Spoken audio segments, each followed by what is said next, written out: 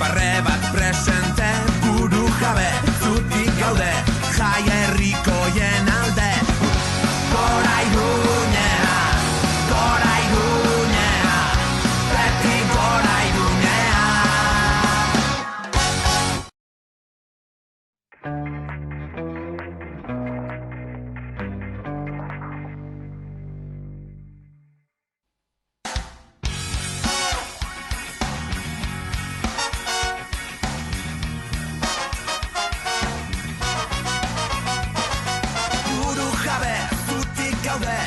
Herriparre bat presente, buru jabe, zutik gaude, jai herrikoien alde.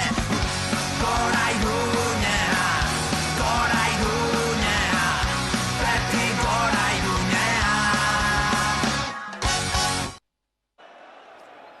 Iruñeko udaletxeko plazako zuzeneko irudiak dituzue hauek, ordu laurden eskaz besterik ez da falta Iruñan festak lehertzeko, 12etan izango da hori ohiturari jarraituta, orduan aterako dira udaletxeko balkoira Nafarroako larrialdietako zuzendaritza ordeko kideak, plaza erabat zurigorri, erabat beteta, San Ferminak hasteko ordu laurden falta den honetan.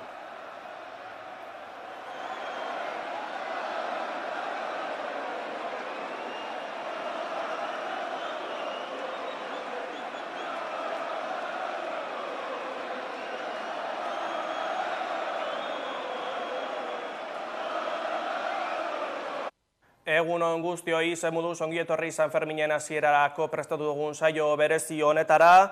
Ondorengo ordubetean, gutxi gora bera, Iruñeko udaletxe inguruan gertatzen den guztia zuenganatuko dugu, eta horretarako Iruñeko lantaldea prest daukagu bertan, eta gurekin hemen platoan Carmelo Landa historialaria besteak beste. Carmelo, ongi etorri amaikara, berriro ere. Eskerrik asko, egunon bai. Ederto baten. San Ferminak hasteko pres. Esan dugu plaza zurigorri, baina gehiago dauka gorri kolorea. Bai, egia esan gorria eta ardo kolorea ere ikusten da.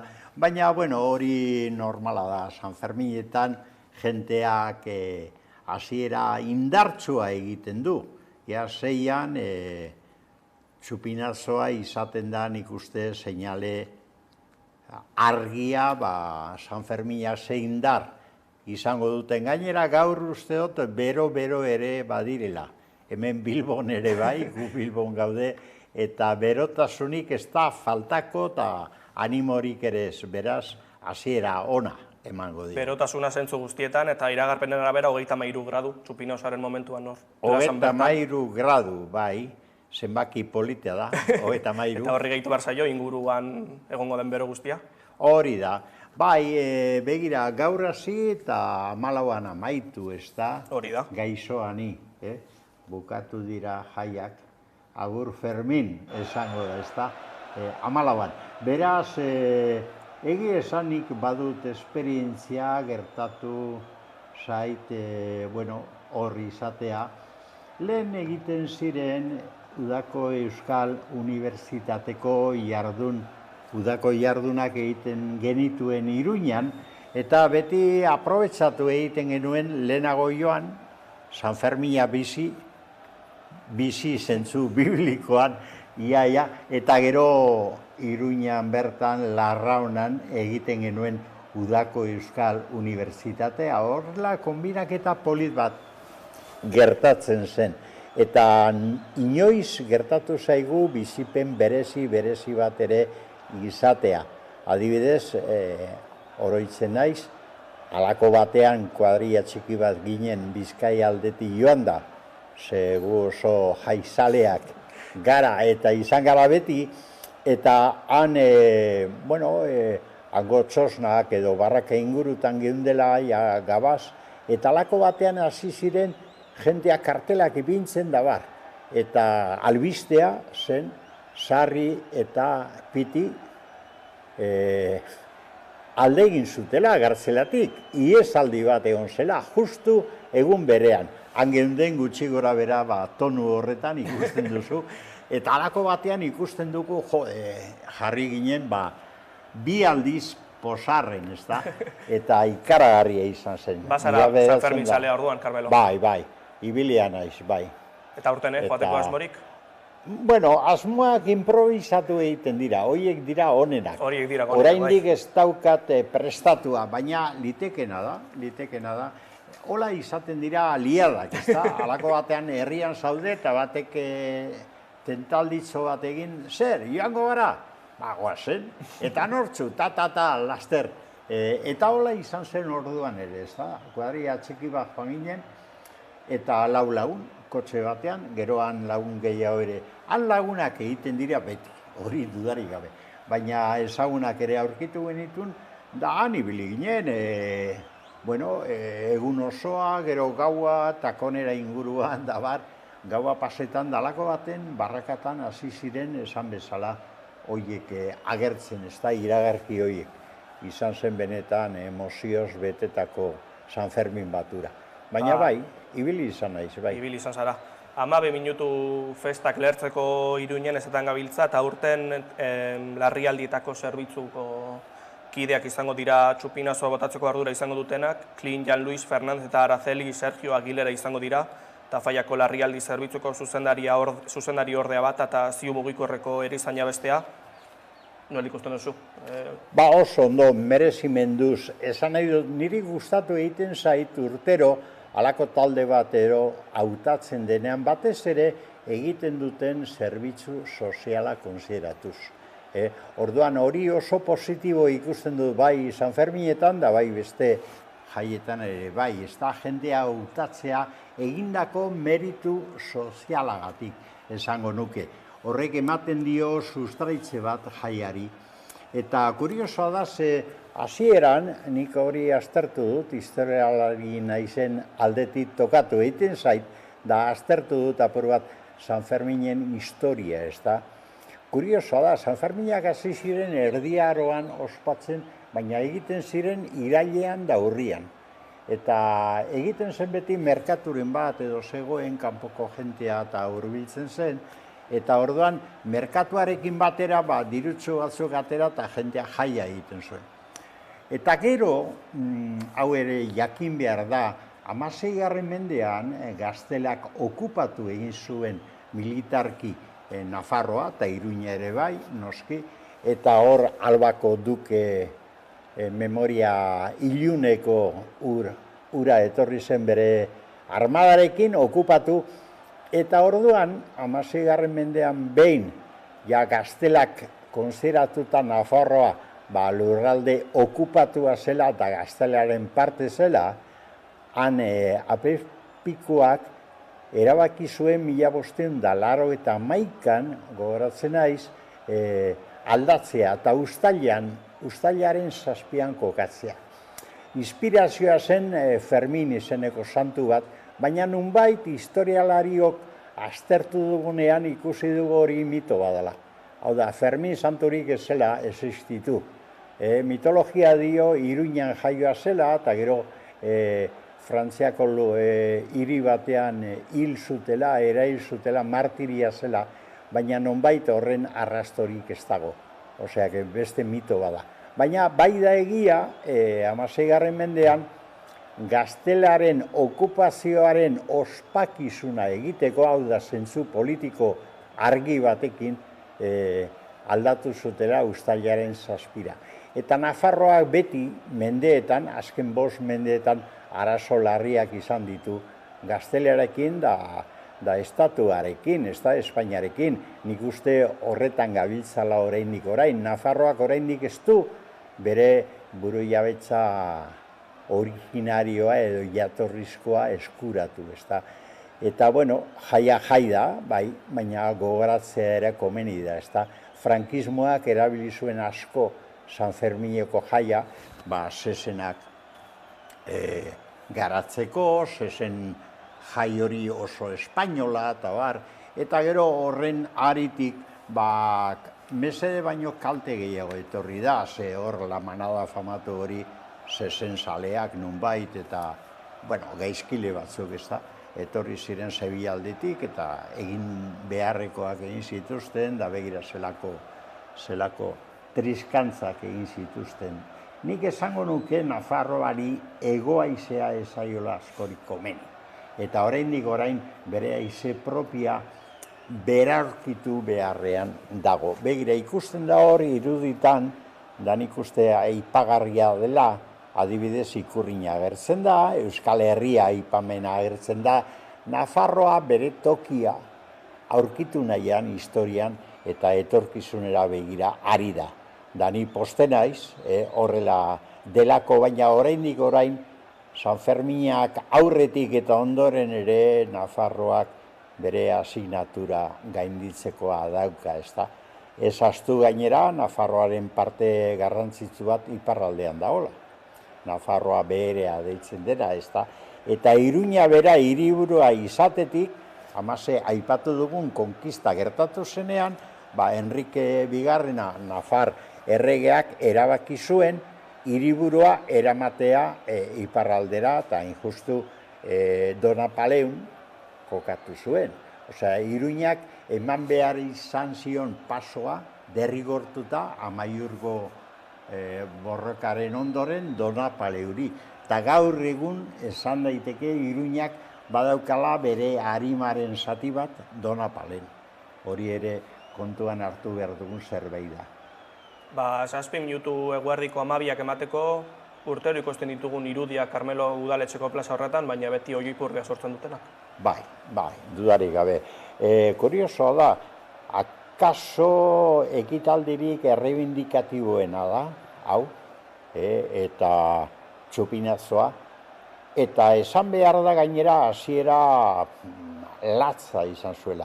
1991an bota zen hola lehen txupina, udal partaide batek egin zuen, zinegotzi batek, bera Juan Etxepare zen. Behar bada balkoi horretatik ere izan zen?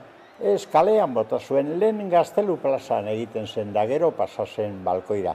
Baina Gaztelu plazan bota zuen Juan Etxepare Errepublika zalea zen, eta bertakoa Iruñarra, eta ara non gero estatu golpea gertatu zena handik 5 urtetara, gogoratu behar da, hau ere historia da, eta ez da ahaztu behar, estatu golpe horren partaide garrantzitsu bat, antolatzaile garrantzitsu bat Iruñan zegoela, Mola generala, han konspiratu zuen da beste lortu zuen rekete karlistak bat egitea Frankorekin.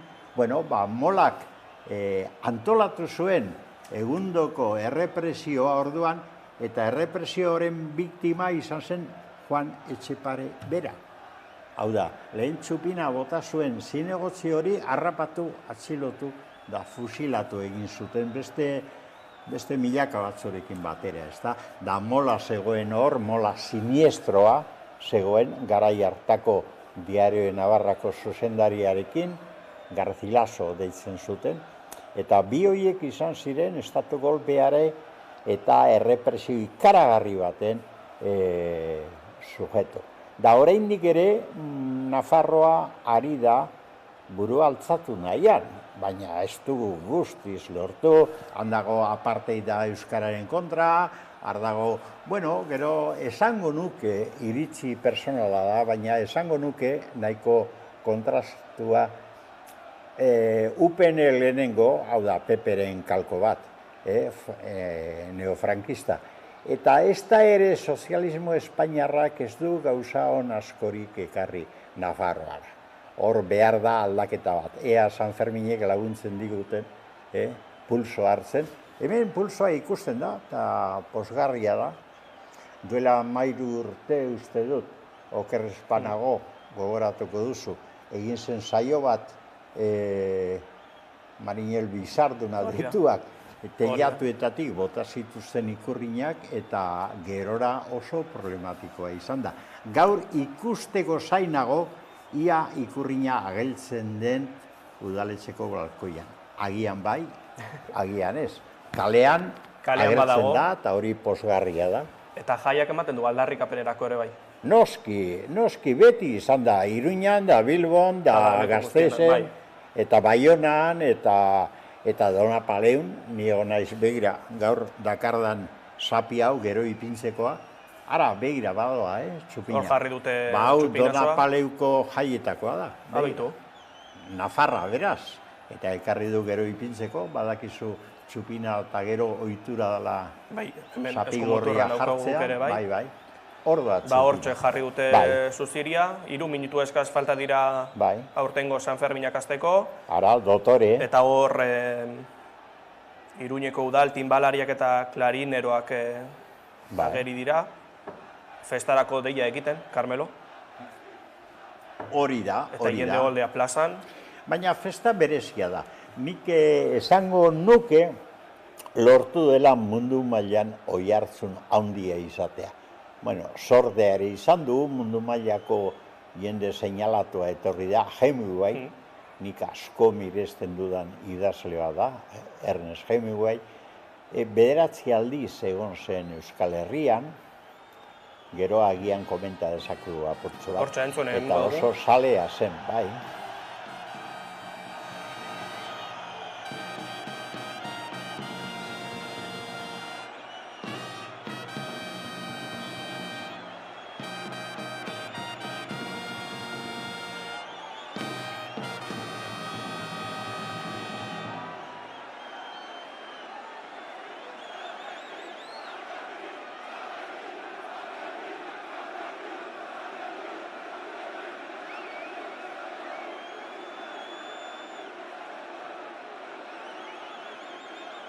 Minutu eskaz, Carmelo, aurtengo San Ferminak hasteko, jendea sapia gora, besoak gora. Hemen gaude gu ere, sapia prest. Eta laster urtengo dira, esan dugun bezala, Clint, Jan Luis Fernández eta Araceli Sergio Aguilera, larrialdietako langileak biak alabiak, eta orduan lehertuko da jaia, eta ordutik, 9 egun, eta 204 ordu, eten barik, Carmelo. Ara begira, Kontuak egin da eta dama. Bai, orduak garrantzitsua dira. Ze esango dizu, normalean ni daukadan esperientziagatik ordularia... Hortxe doaz, Asiron alkatea eta eguneko protagonistak, horrekin geratuko gara momentuz. Bai.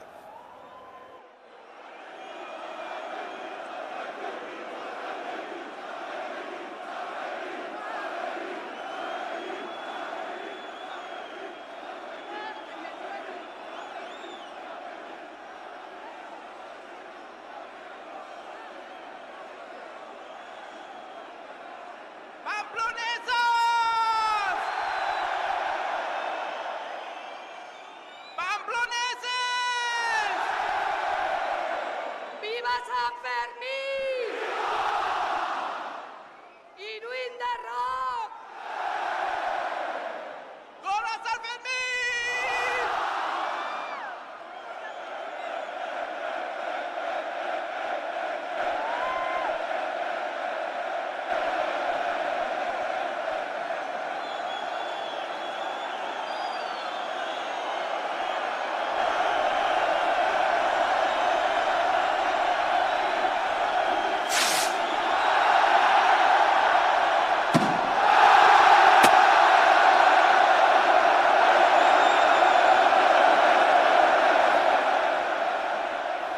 Lehertu da festa Iruñan eta esan dugun bezala, hemendik aurrera 9 egun, 204 ordu eta 516 ekitaldi egongo dira Iruñan, eta guk ere jarriko dugu sapia ohiturari jarraituta, 12etan jarri behar delako. Nola bizi izan duzu momentua, Carmelo? Oso ondo, oroimen oso onak dakartzat San Ferminitatik eta Iruñatik, eta errepikatzeko tentaldia beti dago, ezta? Hor ikusi du Joseba Asiron, aspalditik ezaguna dut, historialaria bera ere, historialari ona gainera, Iruñari buruz da Euskal Herriaren historia ere landuta dauka, eta alkate oso duina da Joseba Asiron, Iruña. Eta ara, hasi da jaia. Eta bide batez esango dugu, Asironek konbidatu duela, Imanol Pradales Eusko Jaurlaritzako lehendakaria ere udaletxera, gaurko egunetan egoteko. Bai. Eta okeraz banebil, Eusko Jaurlaritzako lehenengo lehendakaria da, bertara doana. Bai, hori da, horregatik esan dizulen zainagola, Ikurriña ia. Oraingoan Ikurriña agertu beharko litzateke nik uste.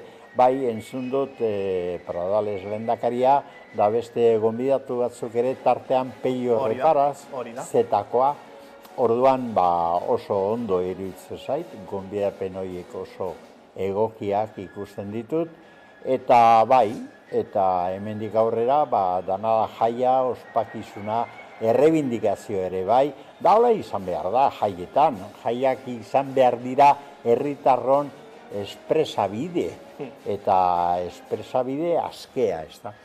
Lehen aipatu dizut, nik Barkatu uste- Carmelo, joango gara, Bai. udaletxe barrura bertan daukagulako Leire Jano lankidea. Leire, Bai. eguerdion. Kaixo, eguerdion, hemen Zer- gaude, udaletxe plazan, suzeria bota berri. Ze moduz bizi izan duzu momentu hori?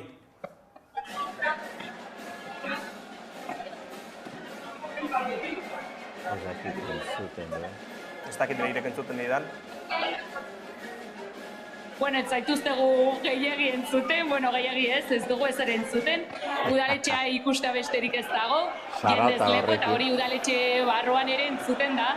Eta hortaz guk ez zaituztegu deus entzuten.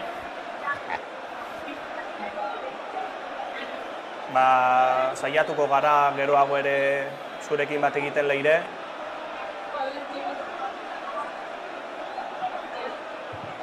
Hor da hon zaratarekin, Zaratarekin ez dugu normala da. bat egiterik lortzen. Bai.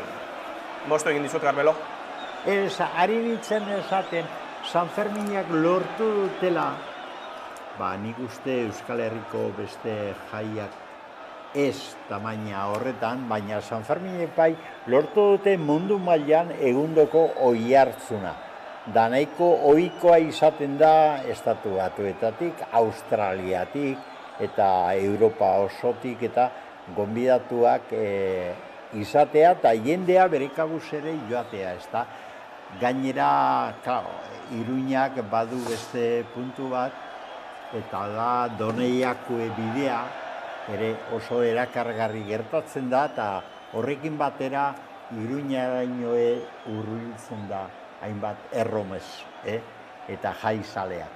Eta, claro, historian zehar, bizitari batzuk bereziki interesgarriak izan dira, tartean Ernest Hemingway. Duela urte batzuk jarri zioten hor eskultura bat, zezen plazatik hurbil, eta Hemingway izan zen nik uste Euskal Herriari eta Nafarroari ere laguntza berezia eman zion idazle amerikar, ipar amerikar bat.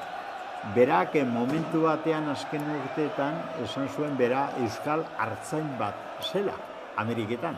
Eta Kuban ere lan egin zuten elkarrekin euskaldunak eta Hemingway espioitza egiten nazien aurka, ezta?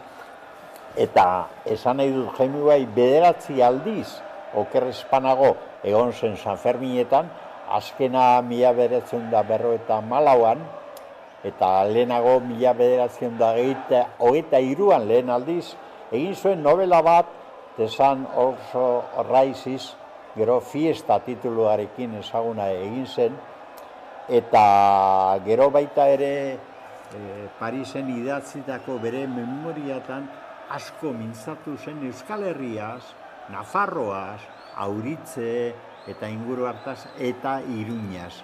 Da beti zalantzarik gabe berak Garazin egon zen, Donibane Garazin ere bai, Gernikan egon zen, da Busturialdean lagun egin zuen Uzelai pintorea, eta badago Arte Ederren Museoan hemen Bilbon Uzelai pintoreak bestea beste Hemingwayri egindako erretrato bat bikaina, eta Hemingway zen San Fermin zale amorratua, da hori agertu zuen, eta orduan horrek lagundu egin du nik uste mundu mailan.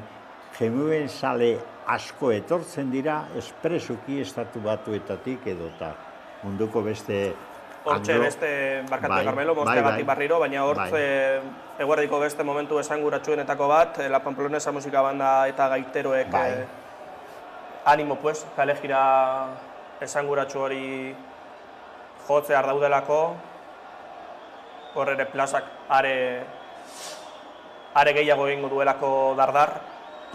Bai. Eta Leirerekin egin behar dugu bat berriro, ia entzuten digun. Leire, guardion. Guardion. Ze moduz? Saiakera egingo dugu, oraingoan zer kontatzerik dugun. Bueno, gaurkoan, zuria jabota eta bar, gaurkoan gonbiatu bereziak daude hemen udaletxean, ondoren haiekin egongo garenak, baina Imanol Pradales eta Peio Reiparaz egon dira hemen, beraiekin egoteko aukera izan dugu, Peio Reiparazekin, eta, hemendik komentatua kultur zinegotzi izendatuko dutela, mitoaroaren gatik. Eta hori, ez du sikiera saiakera egin balkoira hurbiltzeko, esanez ez dituela momotxorroak inguruan, berari pasoa irekitzeko, hortaz ez zuela ez da saiakera egin beharrik. Baina, hemen txegitugu, Imanol Pradales, Peio Reparaz, Joseba Siron alkatea ere balkoitik ikusi ahal izan duzue, Elma Saiz eta Maria Txibite ere badaude hemen, eta gaurkoan hori, orain haiekin egongo gara. Eskerrik asko Leire Olaia lankidearekin batera udaletxe barruan, Elma Saiz Espainiako... Eskerrik asko zuei. Bai, gero arte Leire, Espainiako gobernuko bozeramailea eta ministroa ere bai, Nafarroako kontseilari hori izandakoa, oker ez banabil, Elma Saiz. Bai, baina hobe lukete, nik argi eta garbi esan da, Espainiako gobernuak Nafarroa errespetatuko balu, ez da, eta bestea beste Nafar hizkuntza den euskara. Oraindik orain 21. mendea laurdena joan da, eta lotsagarria da ikustea apartheid egoera horiek, eta toki batzutan ez konsideratzea ofiziala zein da Nafarroako hizkuntza bera, ez da, eta zonaldea mantentzea, gero deklarazio batzuk egiten dira, pomposoak esanez, lengua propia, propia bada, emaiozu bidea errespetatu, ez da, bidea guk egingo dugu euskaldunok, baina errespetatu hori, eta ez egin apartheid negargarri horiek, ez da. Hildo horretatik, Maria Txibite Nafarroako presidenteak duela gutxi egin du iragarpenen bat euskararen alde. Bai, hori, lengua propia, ez, begira, lengua propia baliz, zuk errespeto gehiago agertu beharko zenioke. Eta propia bada, eskubidea du garatzeko. Euskal Herri osoan, da Nafarroan ere bai, da zuek ez diozue eskubide hori onartu nahi. Lehen esan dut, nik uste dut sozialismo espainiarrak, PSOEk eta antzikoek ez dutela ezer honik ekarri Nafarroa da eta Euskal Herrira. Da, ez ditut orain ekarriko kontura, baina urralburu bat eta gero etorri diren asko buruzagi sozialistek agertu dute benetan kultura hori ez dela Euskaldunon kultura izan inoiz. Da, gure hizkuntza propia bezala guk gure kultura propia daukagu. Da, dano ginen Nafarroa garai batean, hemen ere Nafarroa ginen. Eta zergaitik ez gara, gaztela, etorri zelako armak hartuta okupatzera. Eta gure hizkuntza propioa baztertzera, eta hori esan behar da, jaietan eta egunean esan behar da hori, eta hori gainditzeko dago. Da nik uste egin behar dena da edozein presidentek, edozein politikarik, lehenengo eta behin errespetatu bertokoa dena. Propia bada errespetoa sor zaio. Eta ez... Carmelo, 12 eta 11 minutu joango gara plazara txistolariek agur jauna jodutelako oker ez banabil. Eta orain esan bezala gaiteroek animo esanguratsu hori jotzeko gertu daude.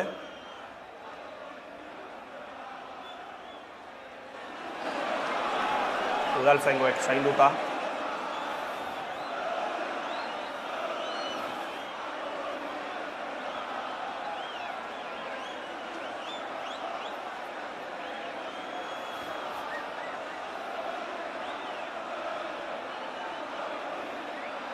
Hortxe ikusten ditugu leku hartzen eta plazan leku hartzen, musikariak.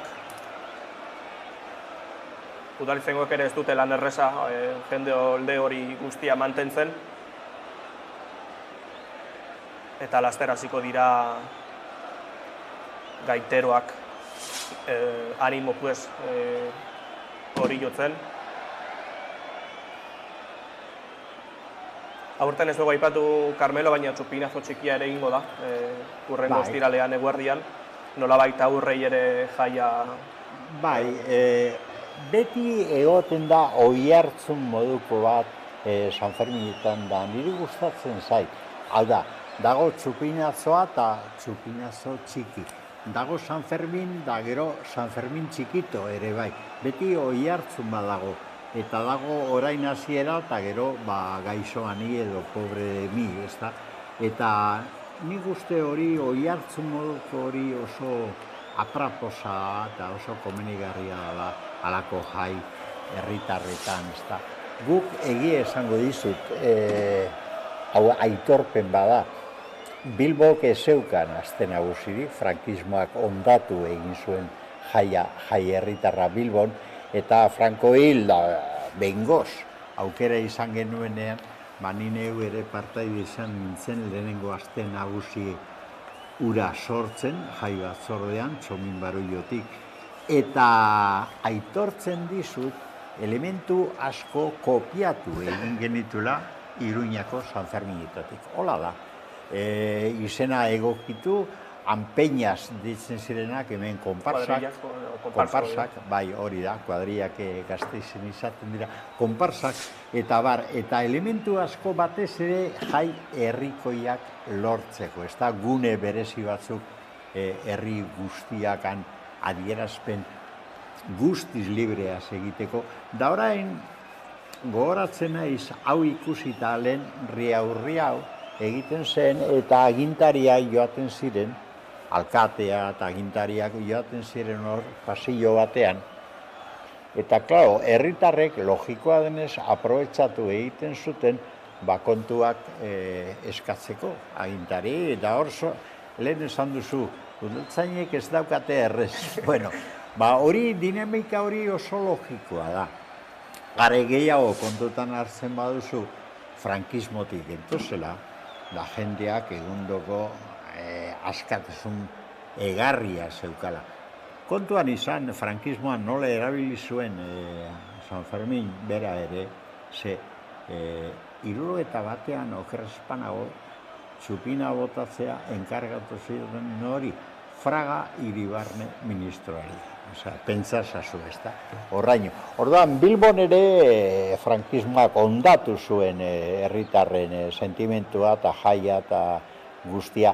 Da gero, aukera izan genuenen, da zorionez asmatu genuen, da hor dago, aste nagusia eta marijaia eta simbolo guztiak orduan sortuak, baina asko eta asko hartu genuen Iruñako San Ferminetak. Hasi dira, entzun egingo dugu.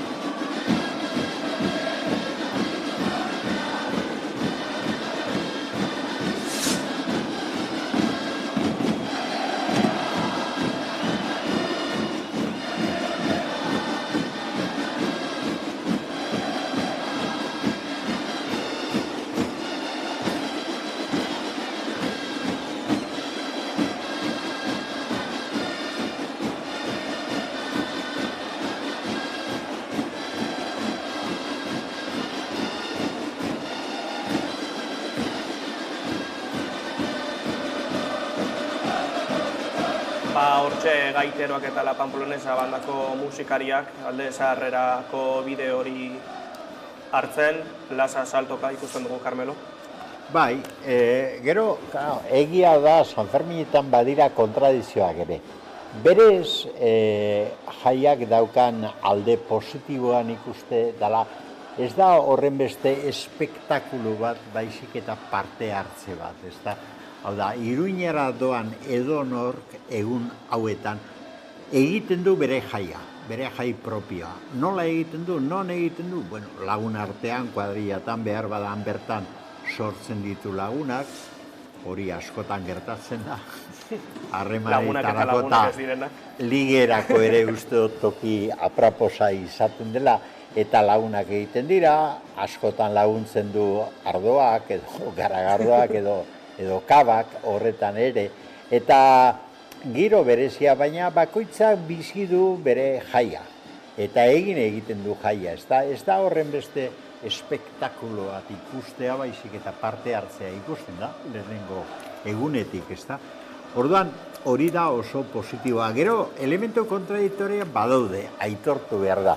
Behar bada, galdetzen badizute, zein da jaietako elementurik ezagunena, espektakularrena, enzierroa izango da. Hola da, klaro, hor dago zezenen sufrimendua, edo hor baino gehiago zezen plazan, gero, konturatzen bazara, enzierroa da, lotuta dauden, zezena lotuta dauden tokitik, beraien hiltokira egiten duten azken bidaia, ez da? Hiltokia da plaza, zezen plaza, ez da? Eta orduan, nik uste du zezenketak gainditu behar ditugun espektakulo antikulturala direla gaur egun. Baina, bueno, kontradizio hori hor dago. Enzierroa bera, egia esan, emozio handiko elementu bada, behintzat zezenak solte doaz, bere bidean doaz, noski harrapatzen bazaituzte, kantua ebi, ez da, harrapatzen bazaitu, bertan hilgo zaitu behar bada, ez da. Orduan, bueno, enzierroak oraindik elementu hori dauka. Gero, zezen plazan da, zezenketak eta hori nik uste gainditu beharko ditugun elementu anakronikoa direla. Kontradizioa hor dago. Eta Hemingwayk ere bere novela famatua Fiesta egin zuenean, protagonista bat, toreadore gazte bat sartu zuen, 18 urteko Ordoñez toreadorea, ez da? Orduan Hemingway ere oso zezenketa zalea zen, da bat, bueno, beste garaiba zen, nik uste dut hori gainditu beharreko kontua dela. Da gainera, nik uste herritarrok ez dugula horren beharrik. Ni egon nintzen garai batean, zezenketatan, peina batzukin, ze horre beste elementu bat kontseiatu egin behar dena da, baldin basoaz, gonbidatu bezala hobeto, baina besterik gabe zure kontura edo lagunekin basoaz ere, zaila zaitez peina baten barruan kokatz.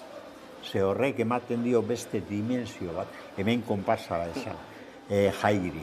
Eta konturatu nintzen, ja aspaldiko urtea ziren, 80. hamarkadan, konturatu nintzen, zezen plazara joan bai, peina joaten dira, euren musikakin, eta kasularakin, ikaragarria kasularak, makillaua, solomoa, giarra, tomatetan da bat. Claro, han inok zuen, gure taldean bentsat, peina hartan, inok zuen zezenketara begiratzen. Dano ginen, jan, edan, zatiak elkarri bota, tomates mantzaturik agertu, esan nahi du jaia beste dimensio bateko jaia zen. Peina barruko elementu bat eta benetan bizipen berezia. Ezen zezena txalotzea, baizik eta bizitzea peinakin hori ez da. 12:23 minutu badoa pizkanaka plaza baretzen, esan dugu hemendik aurrera 9 egun, 204 ekitaldi Iruña guztian banatuta. Ez genuke aipatu gabe utzi aurten Carmelo betetzen direla 10 urte manada auzitik, lehen ere aipatu duzu. Eta nolabait esarri zuela borroka feminista eta emakumeen aurkako borrokaren mugarri oso garrantzitsu bat? Bai, hori da, begira, asko pentsatu izan dut hori zergaitik eta nola gertatu zen, ezta. Danik lotu egiten dut kultura anakroniko horrekin. Kao, pentsazazu, ezta, zer zen la manada hori, 5 gizonezko ziren, 5 horietatik bata guardia zibila, beste bat militarra, ume taldekoa, Unión Militar de Emergencia, hori da, eta beraz, 5 gaizkile, ze 5 ere zeuzkaten aurrekariak, lapurreta, droga konsumoa, bar. Zertara etorri ziren la manada bezala Iruñara. Kultura kontradiktorioa. Mozten ditut, Carmelo, entzuteko plazako giro hori berriro eta gero ekingo diogu manadako auziari.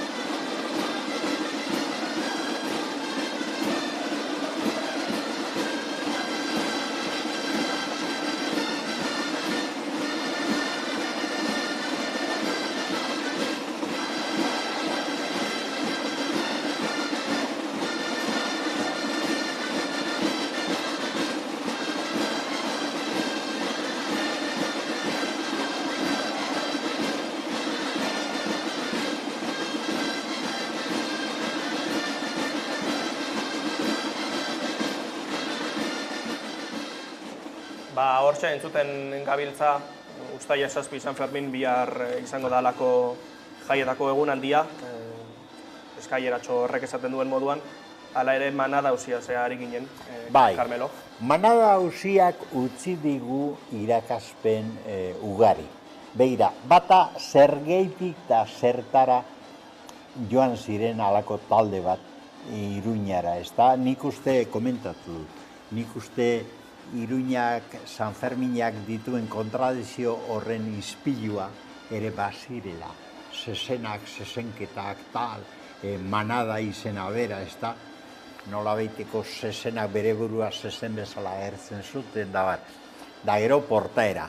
Portaera benetan ikaragarri, kaltegarria, eraso, neurririk gabea, eta egundokoa, ez da.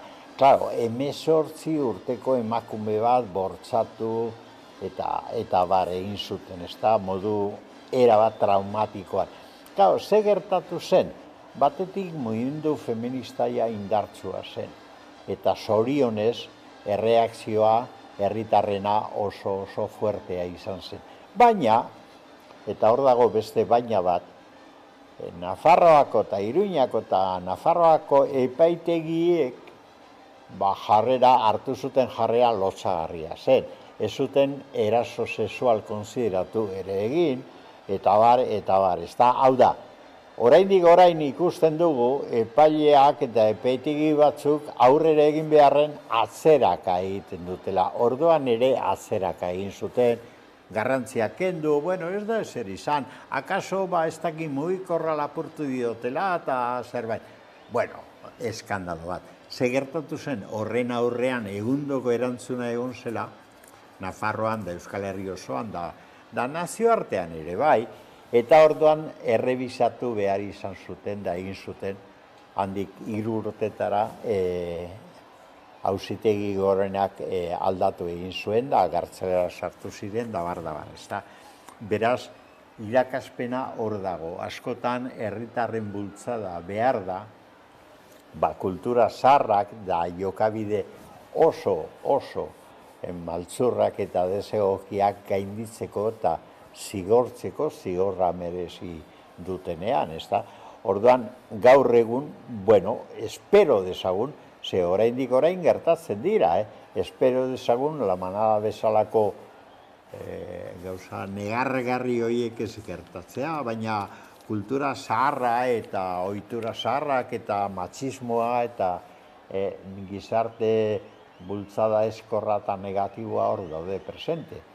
Da alkatea berak Asier honek atzo iragarri zuen, emakumeak errespetatuak izan behar direla, persona oro bezala errespetatuak eta jaiak ez duela inola ere bidea eman behar halako gauza gerta daitezen berriro, ez da.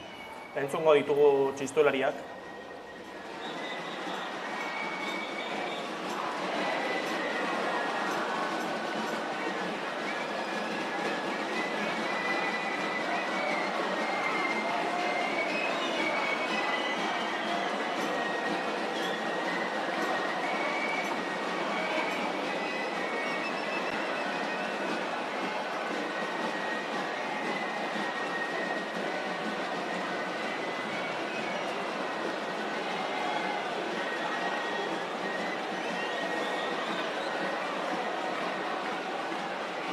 Txistulariak udaletxetik irtetzen eta Alde Zaharrerako bidea hartzen.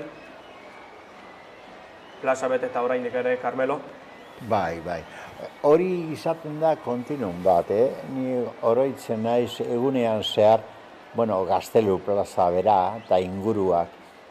Gaztelu plaza badauka historia, tradizioa, esan dizulen lehen txupinak han jaurti zirela eta gero pasatu zen udaletxeko balkoira. Gaztelu plaza da, esango nuke, Iruñaren gune zentrala eta izan da historian zehar. Tamalez, hor agertzen zaigu beste elementu kezkagarri bat. Lehen kontradizioak aipatu ditut, kontradizio horiek ez dira bakarrik jaietan agertzen, egunerokotasunean ere bai. Eta Gaztelu plazak baditu beste hainbat Gaztelu plaza bere azpian. Hau da, Iruña edo Pamplona edo Pompaelo, erromatarrek deitzen zuten bezala, oso historia luzeko gunea da. Eta inguruan Irulegi eta bar agertu dira, ez da? Hau da, Nafarroak oraindik ere eskuratzeko daukan gauza garrantzitsu da bere bizipena historian zehar. Hau da, zer izan den historian zehar. Gaztelu plazan aurreko udalak, eskuin muturrekoak esango nuke, agintean zeudela, erabaki zuen parkin handi bat egite azpian, eta parkin hori obrak egiten ari zirela agertu zen sustratu bat historikoa. Zer egin zuten?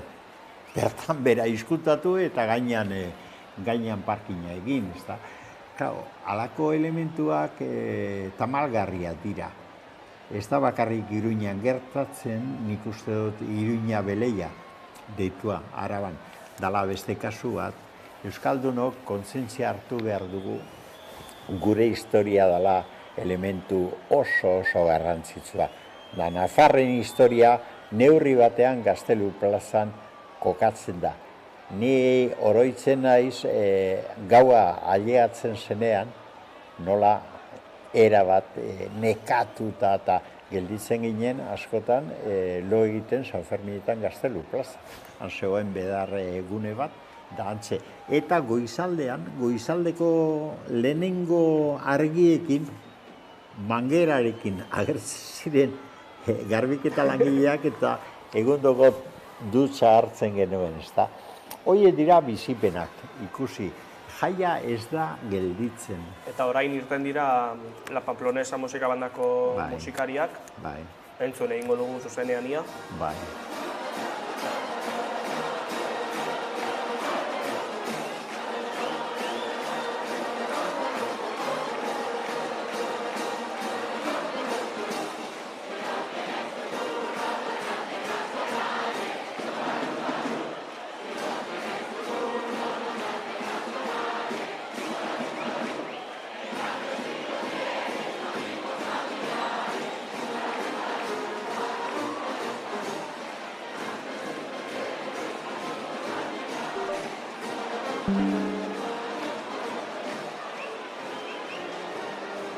musika hori oso ezaguna egiten zaigu Bilbon ere.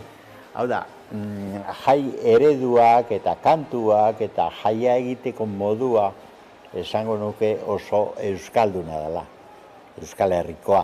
Eta badakizu lotura berezi bat egin dela bestea beste Iruña eta Baiona artean.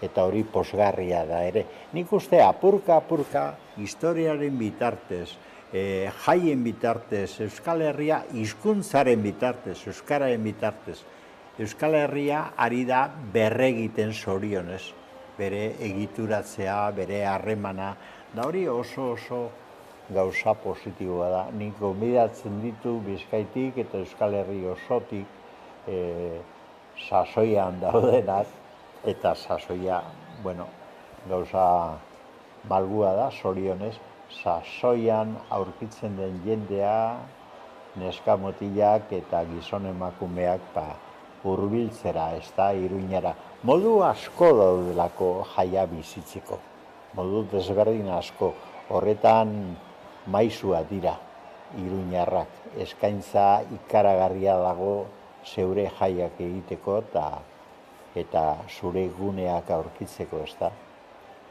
12:35 minutu kalera joango gara Maite de Felipe lankide daukagulako bertan. Entzungo dugu alkatea lehenengo.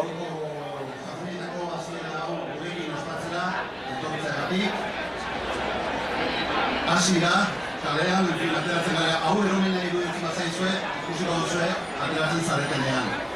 Decía que muchísimas gracias por venir a pasar este ratillo con nosotros aquí en la Casa Consistorial. Ya se ha desatado, ha reventado todo en la calle, o sea que ahora ya solo faltamos nosotras y nosotros. Lo que he dicho a lo largo de toda la mañana, que sean unos sanfermines como nos merecemos todas y todos, que los podamos vivir saliendo a la calle y sintiéndonos libres y seguras, todas y todos, y desde luego desde el respeto y desde la convivencia.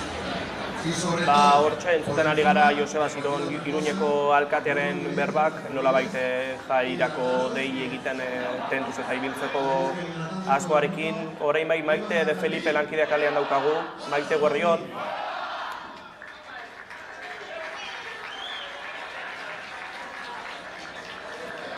Hasi dira urtengo Iruñeko Sanferminak. Jaigiroan nabaria da Iruñeko kaleetan. Eta jendeak beste bederatzi egun ditu jaietaz disfrutatzeko.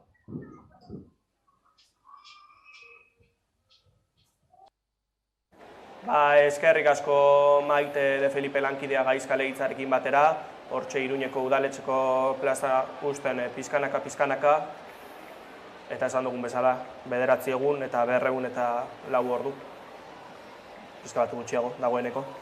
Eta 5 eta 6 ekitaldi, eta horten eginda jaiaren dezentralizazioaren aldeko apustua ere bai, nolabait hiriko hainbat auzotara eramateko jai hori ere garrantzitsua delako.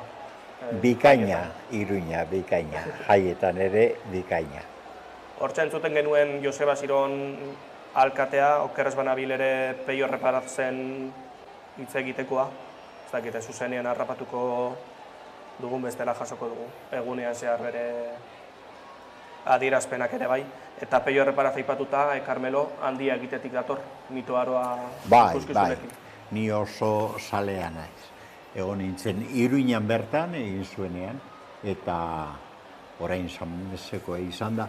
Nik uste benetan txalogarria dela. Batzuk diote, mega ikuskizun bada, eta bar. Dimensio hori euskarari matea ere ez dago bat ere gaizki. Nik azpimarratu egingo nukena da nolako indarra daukan Euskal Herriko mitoak, gainera mugaren aldebietakoak, berpistea, belaunaldi gaztei aurkezten asmatu du mito horiek, eta gero musika eta narratiba. San Mamesekoak niri deigarri egin zitzaidan zergatik narratiba berezi bat sortu zuelako. Aurrera begira eta ez arriskurik gabea. Berak Orwell aipatu zuen erreferente modura, George Orwellek egiten zuen antizipazio narratiba hori, eta Peiok aplikatu zuen Euskal Herrira. Eta hor ikusten ziren tonu iluneko elementu batzuk ere, ez gutxi, ez da? Da hori interesgarria da. Hau da, iragana begiratu du mitoaroan, baina etorkizuna ere bai. Eta lortu du batez ere adin guztietako jentea. Ni neu izan naiz eta nire adinekoak izan gara, baina gaztek jente asko erakartzea eta bizitzea euskararekin. Eta hori handia da. Ni atletik ikustera gutxitan joaten ezera, baina halakoetan bizitzera bai, dudarik gabe. Carmelo, ordu bat hogei gutxi dira, eskatuko dizut amaitzen joateko goiz honetako ideia bat azpimarratzeko? Bai, nik uste bat azpimarratuko nukela, eta da Euskal Herria oso presente dago San Ferminetan, 2026 honetan, oso presente kalean eta gonbidatuetan ere bai. Eta nik uste horrek espazioa eta etorkizuna irabazten lagunduko digula. Eta aipatu zu San Fermin zaleare bazarela, Carmelo, zer eske nuke galdu behar Iruñan, egun hauetan? Begira, hemendik bizi izan dut, baina noski niretzat txupinazoa da elementu bat. Eta gero, Iruñako kaleak, Estafeta kalea, Gaztelu plaza, eta galtzea kalerik kale. Hori enuke galdu nahi, egunez eta gauez. Eta takonera, eta hori guztia. Enuke galdu nahi, hau da, gorde nahiko nuke zerumuga bezala beti. Egin daiteken biharetzi edo datorren urtean egin daiteken zerbait. Eta nik hori desio diot euskal jenteari.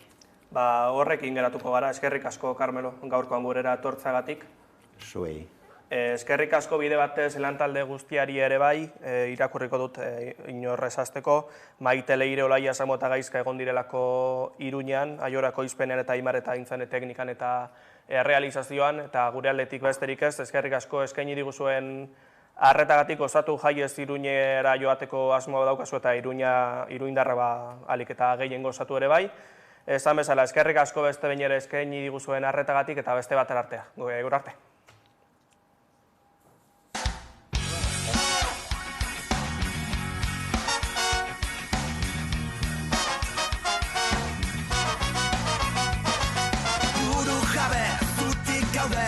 Herriparre bat presente, buru jabe, zutik gaude, jaia herrikoien alde. Gora Iruñea, beti gora Iruñea.